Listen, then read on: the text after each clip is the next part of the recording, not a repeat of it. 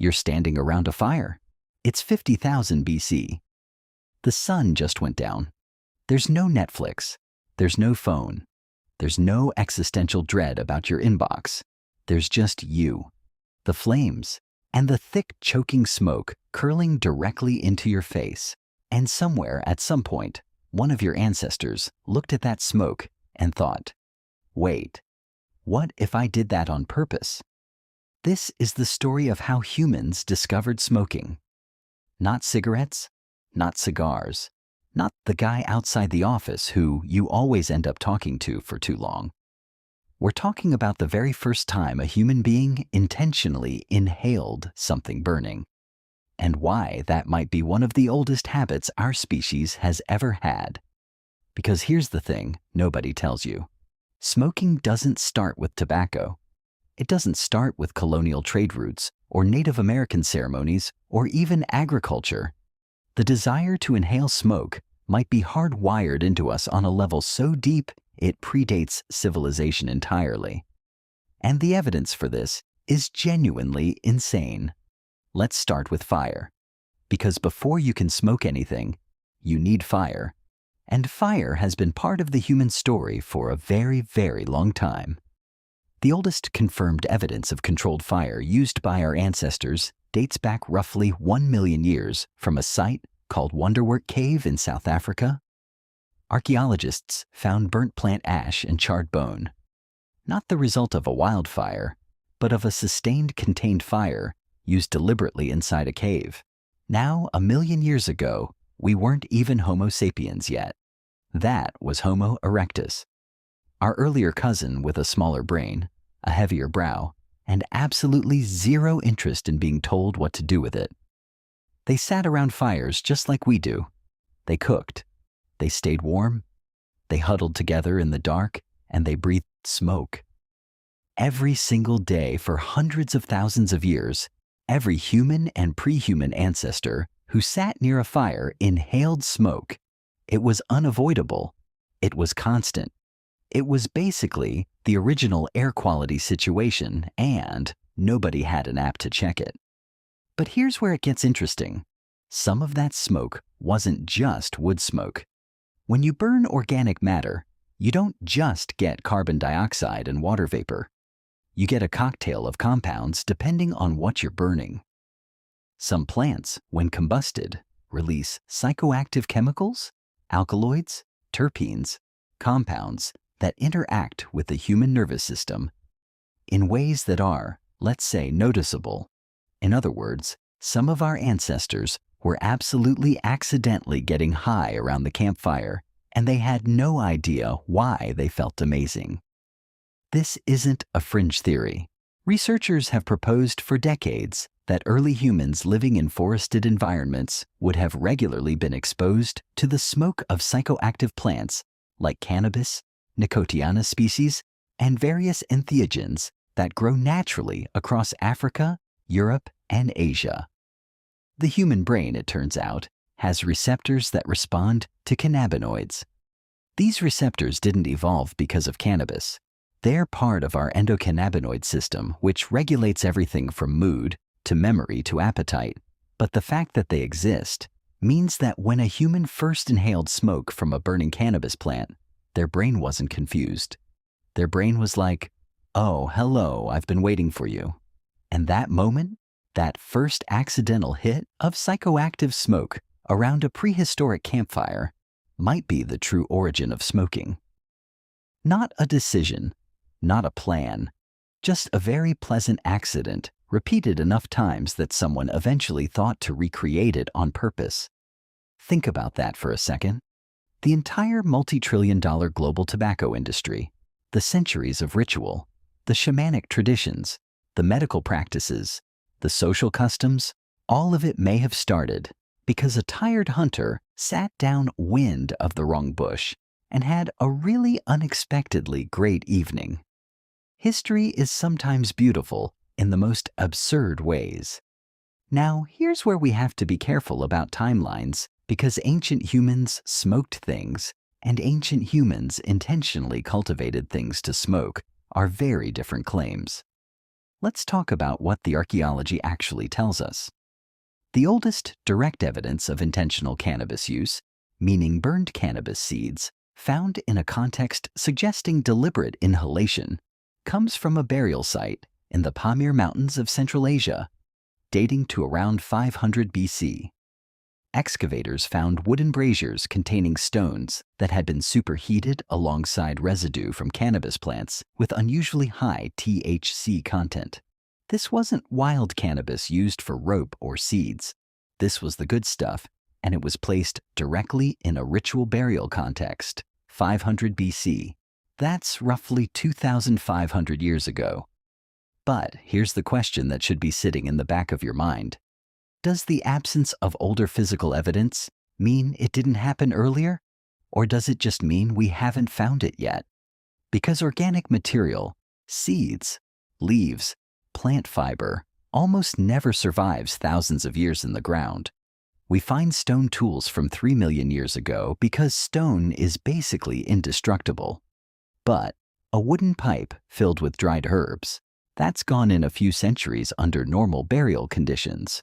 A leather pouch of cannabis dissolved back into the earth long before any archaeologist ever showed up with a trowel.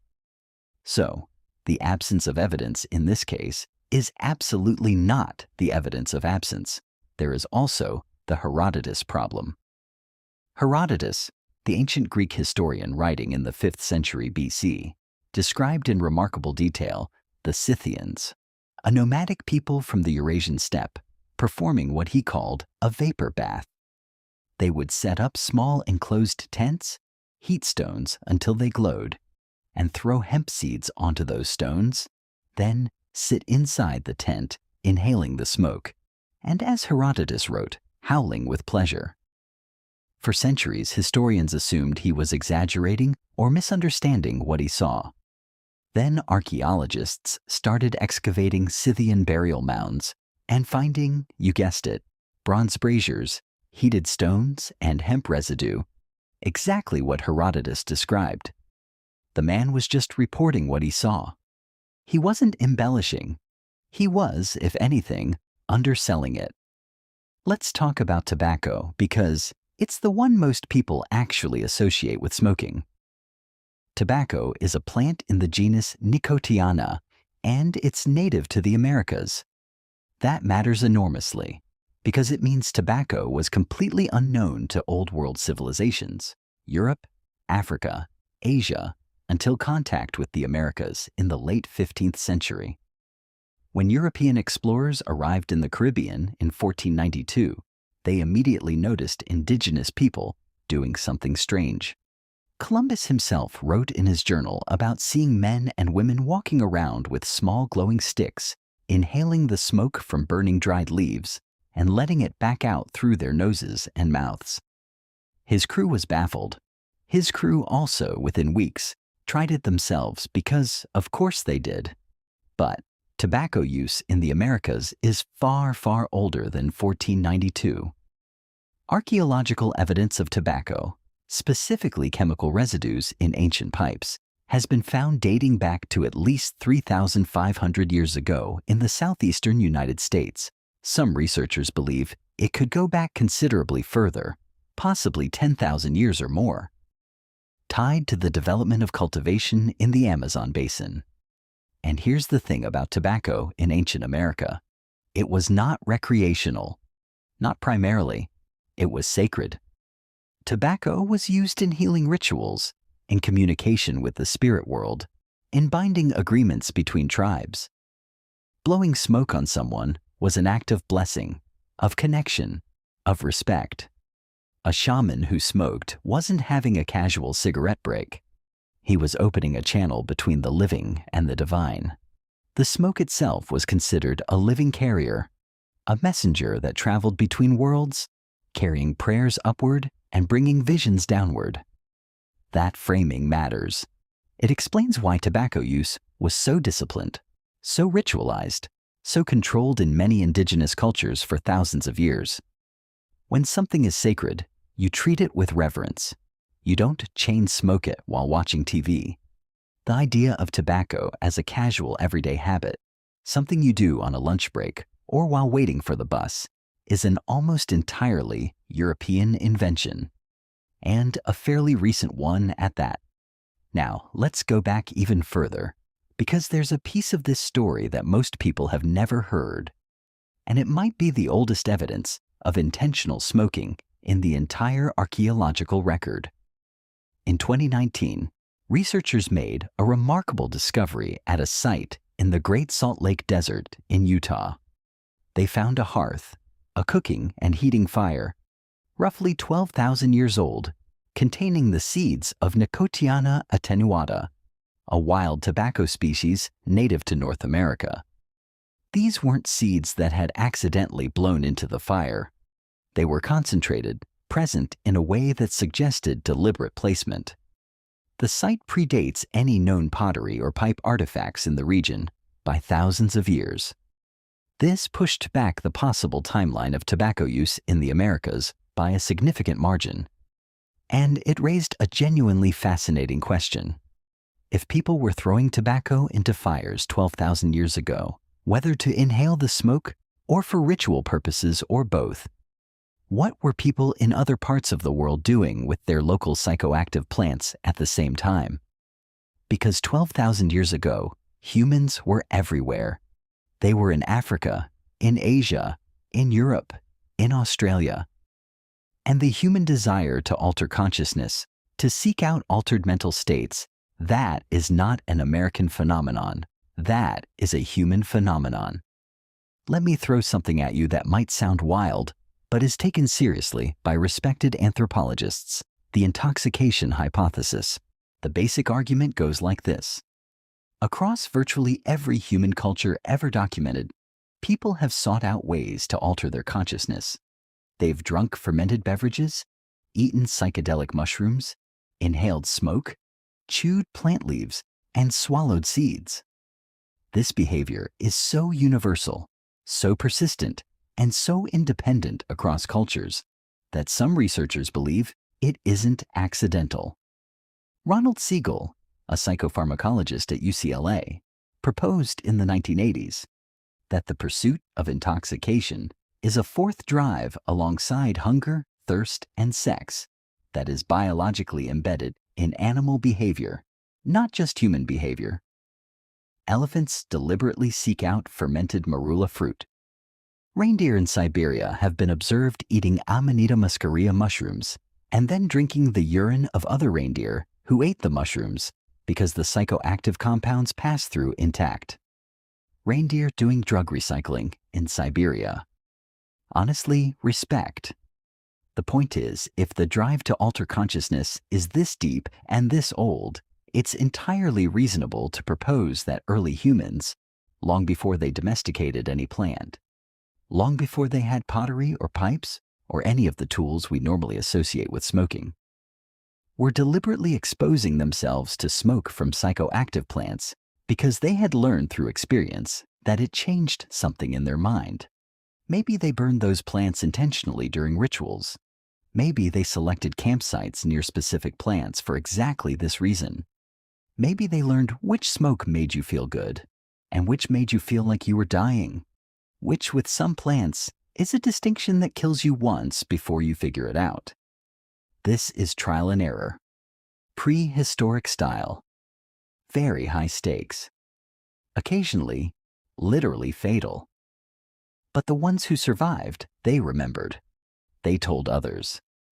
They passed it down through generations of knowledge that never got written, but got lived. That's how most human knowledge worked for most of human history. Not libraries, not schools. Lived experience passed mouth to ear around a fire in the dark. Let's also talk about something that rarely comes up in this conversation. Smoking as medicine. Long before smoking was recreational, long before it was spiritual, it may have been medical. The Ebers Papyrus, one of the oldest known medical documents in the world, dates to ancient Egypt around 1550 BC. It describes treatments involving the inhalation of smoke from heated herbs, specifically for conditions affecting the throat and lungs. This is wildly counterintuitive from a modern perspective. You're telling me the ancient Egyptians treated lung problems by inhaling smoke? Yes. Yes, they were. And while that seems insane, it's worth noting that the specific herbs they used, including henbane and various aromatics, do have genuine pharmacological properties when inhaled. The ancient Greeks used fumigation, therapeutic smoke, regularly. Hippocrates, the guy you take an oath named after if you become a doctor, wrote about the inhalation of herbal vapors to treat diseases of the lungs and other conditions. The thinking wasn't crazy by the standards of the time. Smoke reaches the lungs directly, so if the plant has medicinal properties, delivering it via smoke makes a certain logical sense. The lungs as a delivery mechanism. Inhaled medicine. We still do this today with asthma inhalers and anesthetic gases and nebulizers. The delivery method survived. The burning part, thankfully, mostly didn't. Ancient Indian Ayurvedic medicine, dating back over 3,000 years, describes a practice called dhumapana, literally smoke drinking, involving the inhalation of medicinal herbs through pipes. The texts describe specific plants, specific conditions, specific preparations. This wasn't casual or improvised. It was a sophisticated medical system with detailed protocols and centuries of refinement behind it. Across ancient China, ancient Mesopotamia, ancient Greece, ancient India, in virtually every early civilization on record, there is evidence of people inhaling smoke deliberately for therapeutic purposes as a recognized medical practice, not because they were addicted, not because they thought it was cool, because it worked, or at least it worked sometimes, or at least it worked enough times that they kept doing it. And in a world without antibiotics, without surgery, without any of the tools modern medicine takes for granted, works sometimes was a pretty meaningful bar to clear. There's another angle to this story that doesn't get enough attention, and it has to do with social bonding. Humans are deeply social animals. We evolved in groups, and group cohesion, the ability of a group to stay together, trust each other, act in coordination, was literally a matter of life and death for most of our evolutionary history. Isolated individuals died. Groups survived. Anything that enhanced social bonding had genuine survival value, and shared rituals, including shared consumption of psychoactive substances, are extraordinarily powerful tools for social cohesion. When a group of people undergo a shared altered experience together, it creates a sense of connection, of trust, of mutual understanding that is very hard to replicate any other way. Modern neuroscience has confirmed this. Shared rituals synchronize neural activity, increase trust, and deepen group identity in measurable, documented ways. So, when a group of ancient sat together in a closed space, breathing in smoke from burning cannabis or other herbs, and collectively entered an altered state, that wasn't just recreational. That was social technology. That was how you built the kind of deep trust and group cohesion that let you go into dangerous situations together and come back alive. The ritual smoke circle wasn't just a party, it was infrastructure. Here's where we arrive at the uncomfortable part of the story. The transition from sacred smoke to casual habit is historically an absolute disaster. When tobacco arrived in Europe in the 16th century, it spread with a speed that should remind you of something. Within decades, smoking had gone from an exotic curiosity to a continental obsession.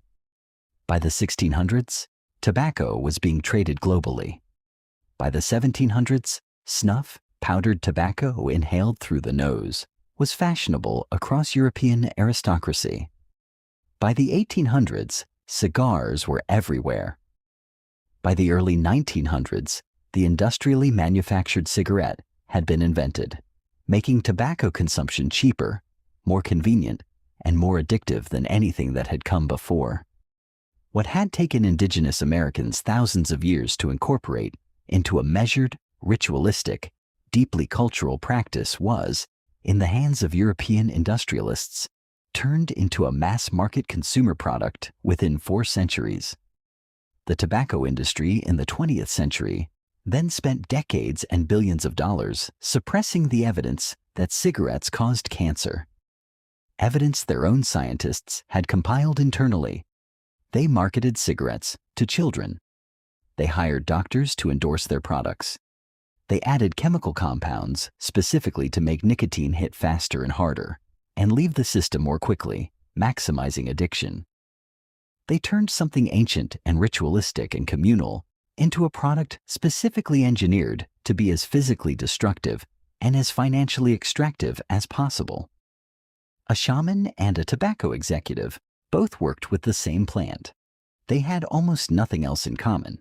The gap between a shaman in 500 BC, placing cannabis on hot stones in a ritual burial, and a tobacco company executive in 1960 signing off on marketing cigarettes to teenagers is one of the larger moral chasms in human history. Both involve smoke.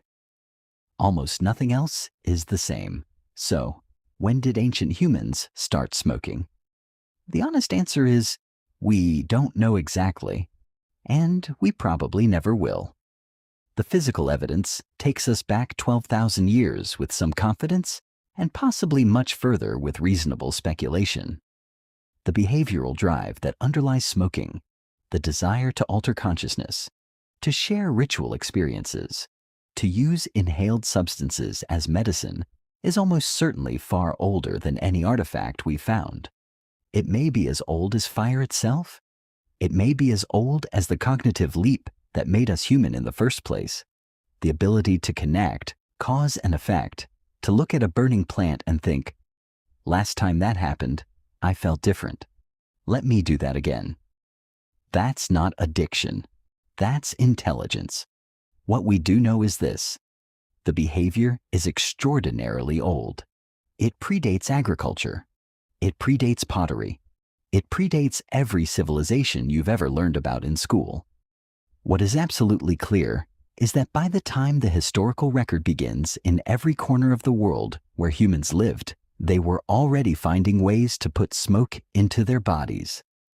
The specific plants changed, the rituals changed, the purposes changed, but the behavior was already ancient by the time anyone thought to write it down. There's something almost poetic about that. For all the things that separate modern humans from our ancestors, the technology, the medicine, the internet, the truly baffling amount of content we consume every day. There are these thin threads of continuity that run unbroken through 100,000 years of human experience. Fire, smoke, breath. The oldest humans sat around fires and breathed the same smoky air you'd smell at a bonfire tonight.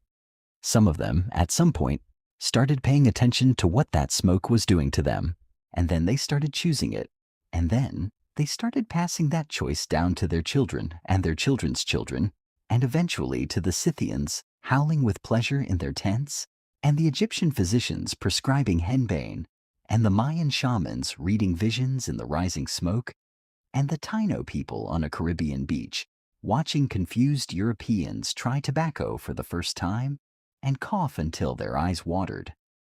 Either way, next time you flip a light switch or sit around a summer fire or catch a whiff of wood smoke on a cold night, you're participating in something far older than you realize. You're doing what humans have always done. You're breathing.